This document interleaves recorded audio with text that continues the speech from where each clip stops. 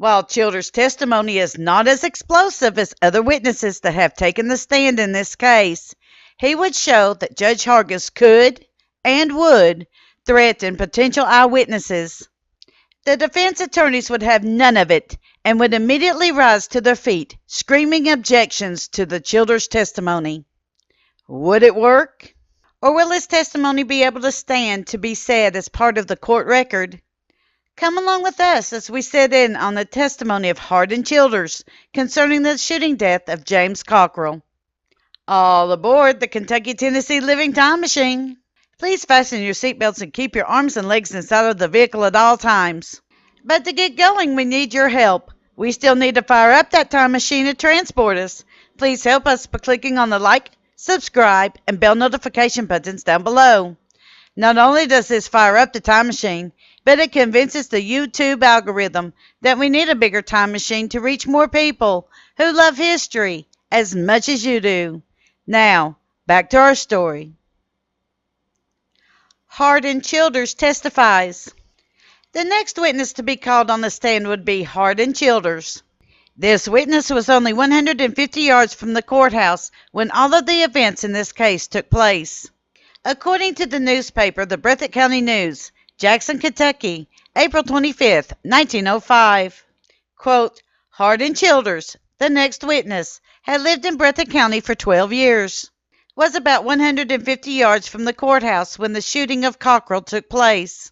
Went to the courthouse and saw Elbert Hargis, Jet, Britton, and Jesse Spicer. Unquote. So, Childers is testifying that he saw 4, not 3 men together when he went to the courthouse.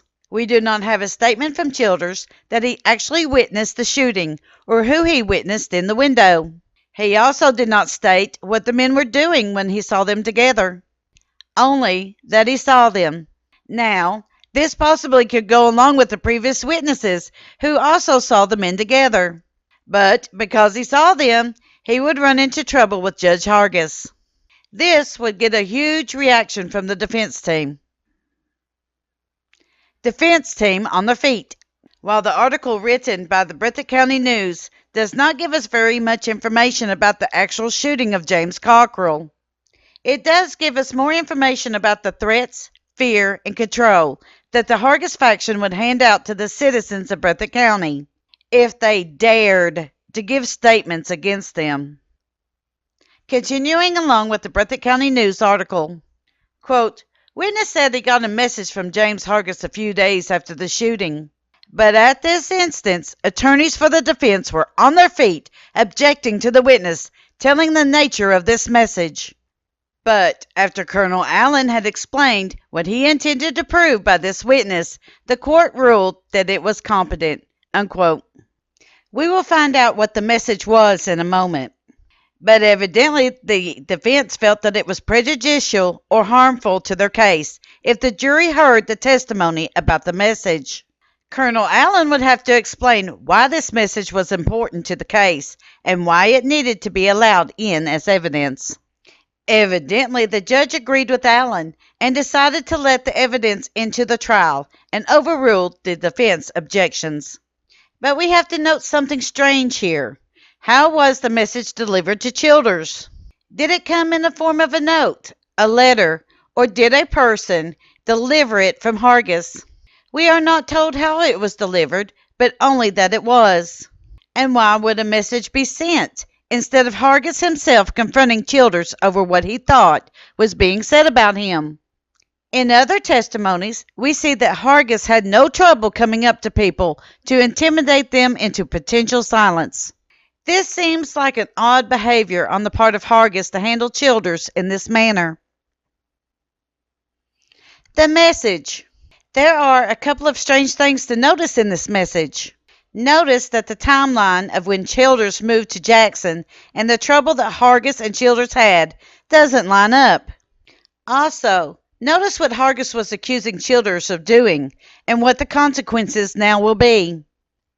Continuing on with the Breathitt County News article, quote, he said the note stated that he, Childers, had better walk straight and not cross the path of Hargis, that he had been in the way of Hargis for 15 years, that Hargis was tired of being accused of murdering people, and that it was time for the witness to get out of the county, unquote.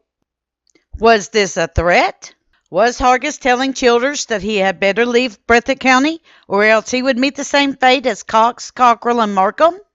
And what did Hargis mean by the statement that Childers had been in the way of Hargis for 15 years? The witness claims that he had lived in Breathitt County for only 12 years at that point. What went on 3 years before he had moved to Jackson that caused him to get on the bad side of Hargis? Did he have political influence? Or was he simply not going along with Hargis and what he was doing in Breathitt County? Was Childers accusing Hargis of killing people? Was he spreading rumors? This we cannot say for sure, but we sort of gather from the reading of the witness statement that Hargis certainly thought that he was. Meeting man to man.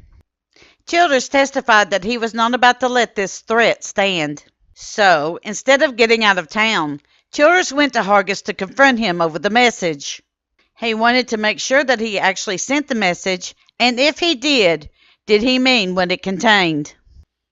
Continuing on with the Breathitt County News article, quote, Childers said that he went to the store of Hargis and asked him if he had said and meant what was in the message. And Hargis said, quote, yes, by God, I said it, unquote. Childers told Hargis that he must be mistaken about reports alleged to have been made by him. And Hargis told him that perhaps he was, and if so, he was sorry. Witness said that Hargis told him that he did not like Cockrill and was a friend of the man who had shot him, unquote. So, the two men hashed out their differences, and Judge Hargis even apologized for the mistake.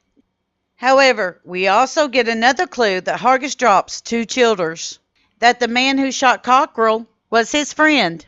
This was a huge clue that Hargis was on the side of the killer, and that Childers better watch out and watch what he said about him from now on. Now, friend in feuding language can mean a couple of things here as well. Friend can mean just that, a friend. Or it could mean that he is part of my faction and under my protection. Also, it could mean, I ordered the killing and you better not say anything about it. Also, it could mean that the Hargis faction didn't have anything to do with it, but they still approved of the actions of the person who shot Cockrill and would defend him if need be. But there is something else that stands out to us about calling the shooter a friend. It meant that Hargis knew who was behind the shooting.